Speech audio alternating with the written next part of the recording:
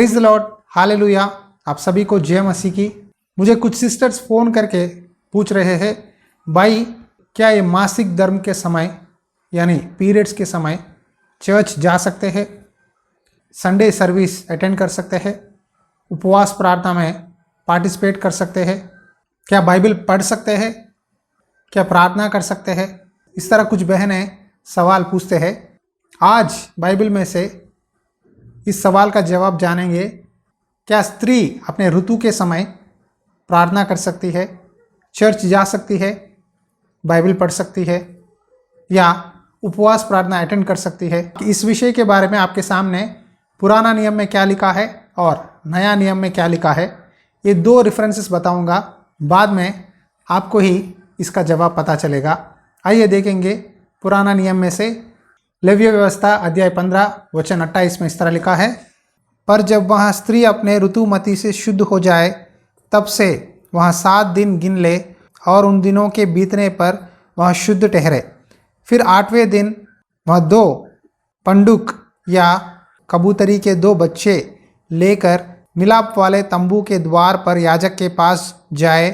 तब याजक एक को पाप बलि और दूसरे को होम बलि के लिए चढ़ाए और याजक उसके लिए उसके मासिक धर्म की अशुद्धता के कारण यहोवा के सामने प्रायश्चित करे। इस प्रकार से तुम इज़राइलियों को उनकी अशुद्धता से अलग रखा करो, कहीं ऐसा ना हो कि वे यहोवा के निवास को जो उनके बीच में है अशुद्ध करके अपनी अशुद्धता में फंसे हुए मर जाए। देखिए, पुराना नियम में परमेश्वर के वचन में लिखा है, अगर एक स्त्री अपने ऋतु के समय यानी मंथली जब पीरियड्स होता है स्त्री को, उस समय जो भी बिस्तर पर बैठी रहती है, घर में जो भी चीज़ें वो स्त्री छूती है सब अशुद्ध हो जाते हैं। इसीलिए उन सारे चीज़ों को, बिस्तर को, कपड़ों को, सबको ऋतु के बाद धोकर अपने आप को शुद्ध करके परमेश्वर के भवन को जाकर 8वें दिन पंडुक या 2 कबूतर याजक को देकर एक पाप बलि के लिए और दूसरा होम बलि के लिए चढ़ाकर अपनी सारी अपवित्रता से बाहर आ सकती है। इस तरह पुराना नियम में परमेश्वर ने स्त्रियों के लिए आज्ञा दिया है, क्योंकि परमेश्वर का निवास जो तंबू उनके बीच में था, अगर कोई भी व्यक्ति अपवित्रता से, पाप से अगर वहाँ जाकर बलि चढ़ाएगा, प्रार्थना करेगा, तो वहाँ उसे सज़ा मिलेगी। लेकिन परमेश्वर ने इन सारे नियमों से हमें छुटकारा दिया है। कैसा? यीशु मसीह को इस संसार में भेजकर। यीशु मसीह सारे मानव जाति पापों के लिए एक मेमने की तरह, बलि की तरह हमारे लिए इस संसार में आए हैं। उन्होंने क्रूस पर अपना जान दिया है, अपना उनका लहू बहाए है, ताकि हमारे हर एक पाप से छुटकारा दे सके।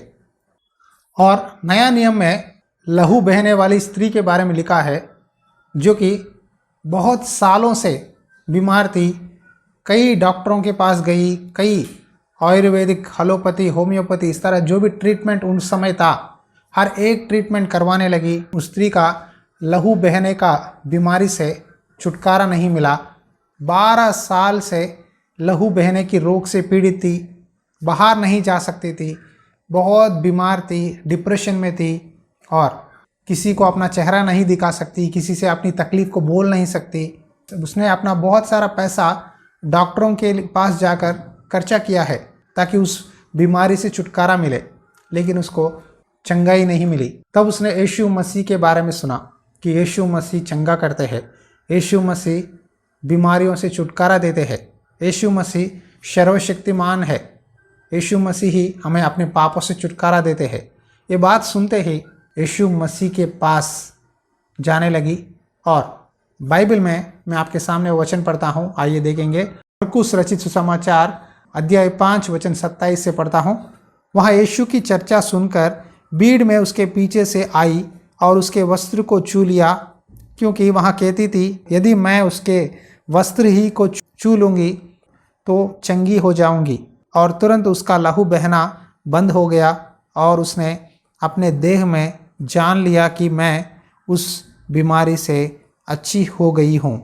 यीशु ने तुरंत अपने में जान लिया कि मुझ में से सामर्थ निकली है। और भीड़ में पीछे फिरकर पूछा, मेरा वस्त्र किसने छुआ? हालेलुया। देखो, ये स्त्री यीशु मसीह पर विश्वास करने लगी। उसने अपने मन में एक बात कहा, अगर मैं प्रभु यीशु मसीह के वस्त्र को छू लूँगी तो मैं चंगी हो जाऊंगी। यही उसकी विश्वास है। और ये स्त्री लहू बहने की बीमार से 12 साल से पीड़ित है, बलहीन है, फिर भी उसने अपने मन में ठान लिया कि मैं किसी भी तरह से यीशु मसीह के वस्त्र को छूना चाहती हूँ, तब मुझे चंगाई मिलेगी। और उस भीड़ में नीचे घुसकर किसी भी तरह से यीशु मसीह के वस्त्र को छूने लगी।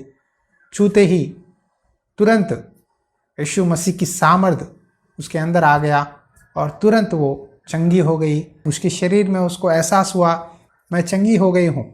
और यीशु मसीह ने भी जाना कि किसी ने मुझे छुआ है, क्योंकि मेरे अंदर से सामर्थ निकला है।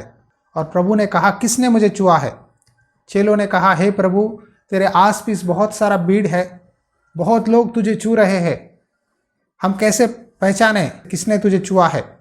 क्यों प्रभु ने ये बात कहा? मुझ में से सामर्थ निकली है। क्या ज़रूरत थी प्रभु को ये बात बोलने के लिए? अगर प्रभु ये बात नहीं बोलते तो हम ये वचन को कभी भी नया नियम में पढ़ नहीं सकते।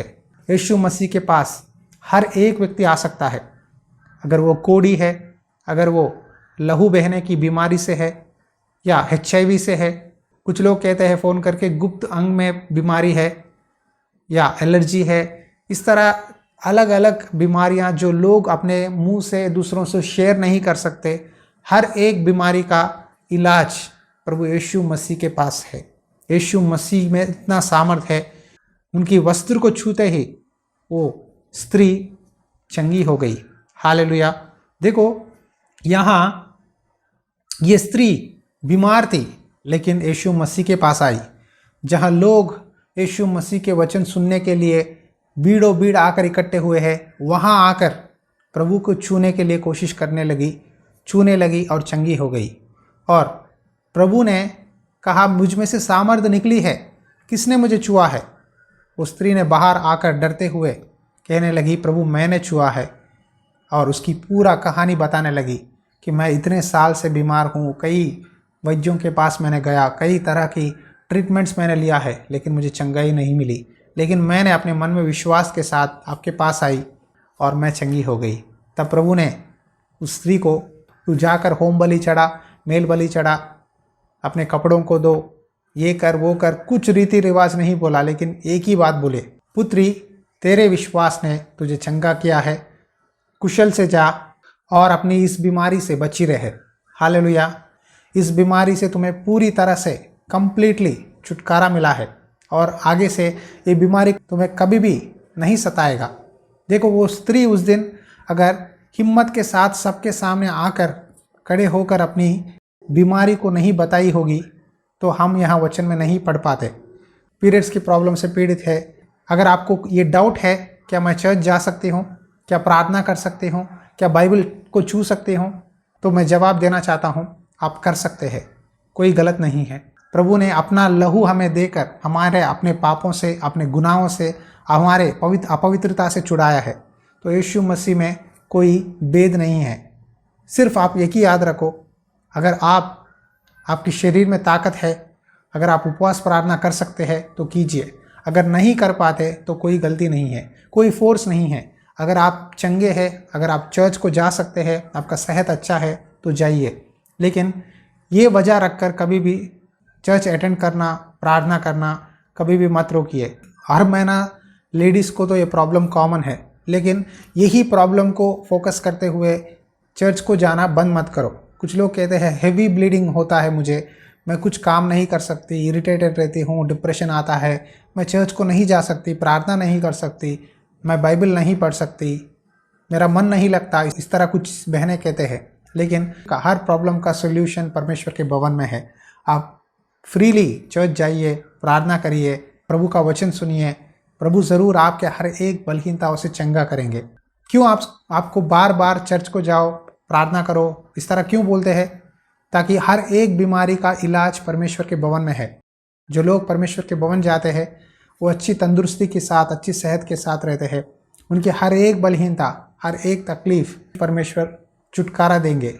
मैं विश्वास करता हूँ कि इस वचन के द्वारा आपको इस सवाल का जवाब मिला है।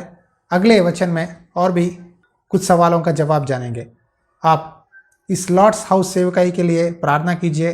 मंदिर का काम रुका हुआ है, दुख से बोल रहा हूँ। शेड का फैब्रिकेशन काम है, बहुत लाखों रुपए खर्चा है। अगर आप फाइनेंशियली स्टेबल है, परमेश्वर की मंदिर बनाने में अगर आप भी भाग लेना चाहते हैं तो ज़रूर आप अपना बेड बेचकर इस सेवकाई में सपोर्ट कर सकते हैं। इस फ़ोन नंबर पे, गूगल पे, फ़ोन पे या अकाउंट पे भी आप अपना दान भेज सकते हैं ताकि परमेश्वर का काम आगे बढ़ सके। इसीलिए प्रार्थना कीजिए, अगर प्रभु प्रेरणा दे तो ज़रूर सपोर्ट करना ना भूले। God bless you. परमेश्वर की आत्मा सदा आपके साथ बनी रहे। आमीन।